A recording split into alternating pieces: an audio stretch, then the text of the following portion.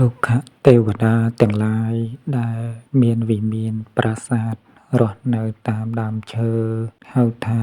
ទេវតាជាអ្នករក្សានៅព្រៃឈើហើយមានវិមានប្រាសាទរស់នៅតាមព្រៃឈើដើមឈើគឺពេលដែលគេកាប់ដើមឈើឬដុតព្រៃឈើអស់តែងតែឡើងទៅជួបព្រះឥន្ទ្រាធិរាជជាស្ដេចទេវតាដែលជាធំលើសពួកទេវតាទាំងឡាយដើម្បីសូមឲ្យស្ដេចទេវរាជជួយដល់ខ្លួនឲ្យមានទីកន្លែងរស់នៅផងព្រះឥន្ទ្រាជាធំលើអស់ពួកទេវតាទាំងឡាយក៏បានសួរនាំទេវតាទាំងឡាយនោះអំពីដើមហេតុដែលខ្លួនមិនមានវិមានប្រាសាទរស់នៅតទៅទៀតរុក្ខទេវតាទាំងឡាយនោះក៏បានប្រាប់តាមដំណើរការនៃរឿងដែលខ្លួនមិនមានដើមឈើសម្រាប់ជាប្រាសាទវិមានតទៅទៀតដល់ព្រះឥន្ទ្រាធិរាជរួចហើយព្រះឥន្ទ្រាធិរាជក៏បានដឹងដើមហេតុការដែលពួករុក្ខទេវតាទាំងឡាយនោះមិនមានដើមឈើព្រៃឈើ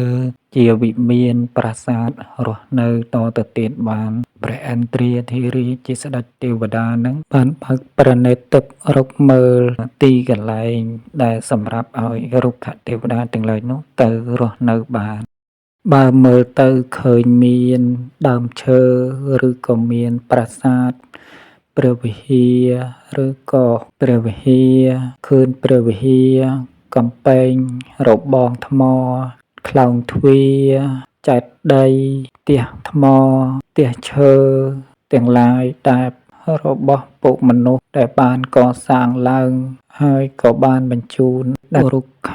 ទេវតាទាំងឡាយនោះដែលសូមឲ្យព្រះឥន្ទ្រាធិរាជនឹងជួយដល់ខ្លួនដើម្បីឲ្យបានទីកន្លែងរស់នៅហើយឲ្យពួករុក្ខទេវតាដែលជាអ្នករក្សានៅដើមឈើនិងព្រៃឈើឲ្យទៅនៅទីនោះហើយឲ្យជួយមើលថែរក្សា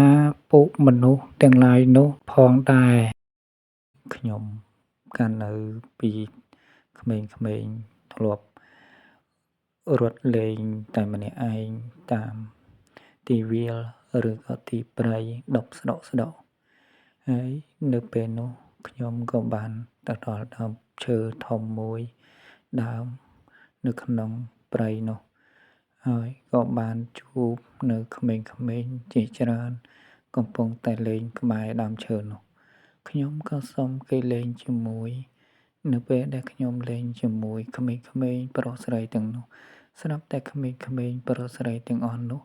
ក៏បានចូលក្នុងដើមឈើធំមួយដើមនោះបាត់អស់ទៅខ្ញុំក៏បាន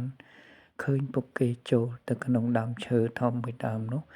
ហើយក៏នឹកឆ្ងល់ថាក្មេងៗទាំងអស់ហ្នឹងមិនដេចក៏ចូលក្នុងដើមឈើនេះបាត់ទៅខ្ញុំក៏សម្លឹងមើលចុះមើលឡើងតាមដើមឈើនោះស្រាប់តែឃើញប្រហោងមួយរបៀបដូចជាទ្វារសម្រាប់ចូលទៅក្នុងវិមានប្រាសាទខ្ញុំក៏ដើរចូលទៅតាមប្រហោងនោះស្រាប់តែឃើញពួកក្មេងៗទាំងអស់នោះនៅក្នុងដើមឈើនោះរបៀបជានៅក្នុងវិមានប្រាសាទពួកគេគឺជាកូនរបស់រុក្ខទេវតាដែលលេងសប្បាយនៅក្នុងដើមឈើធំមួយដើមដូចជានៅក្នុងវិមានប្រាសាទខ្ញុំក៏បានលេងជាមួយពួកគេរួចហើយក៏បានដើរចេញខាងក្រៅវិញ